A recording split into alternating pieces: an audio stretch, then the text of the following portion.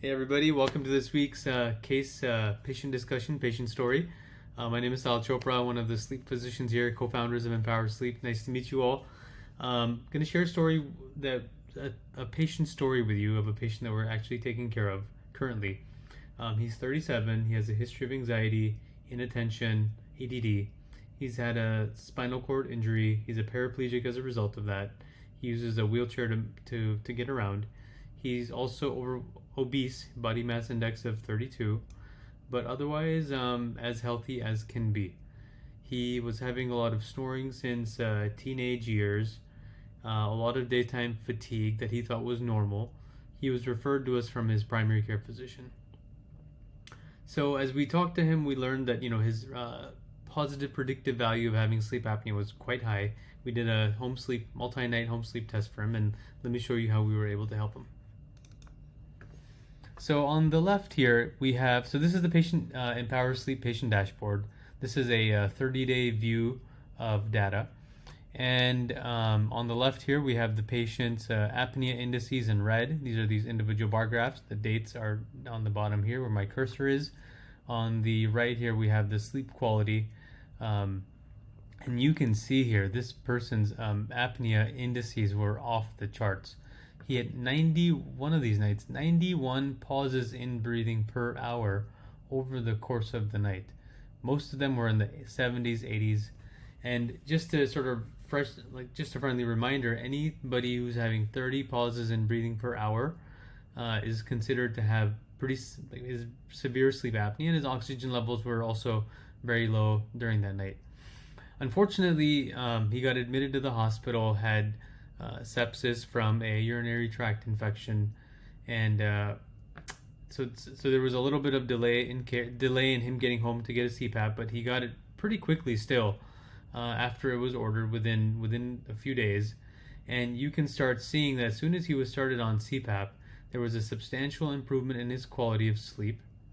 Apnea indices dropped pretty significantly from like this 70, 80 per hour to 19, 20. Right now, he was still getting used to the CPAP device, which is very normal. We were working with him virtually to help him optimize the pressures, change the mask, get him feeling as best as possible. And you can see here, what is this? August 11, 12, 13. Sorry, this is July. No, this is August. Sorry, this is August. 12, 13, 14, he did phenomenal. He had 6, 7, 8 pauses in breathing per hour. This is as good as it gets. His sleep quality was in the 50s to 70s. This is normal. And going from the low 20s and teens, pauses, 75 to 80 pauses in breathing per hour, to literally close to normal. And then what happened was he developed a respiratory illness. He ended up back in the hospital. He was getting IV antibiotics, but we continued to track his data over time. And as soon as he started getting better again, you can see how his breathing is far more stable. He feels amazing.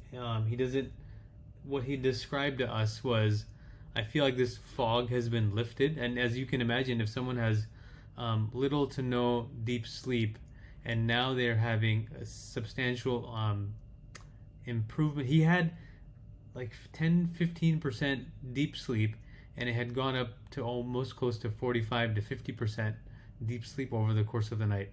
And you can only imagine how more clear-headed one would feel, the amount of energy that they would feel.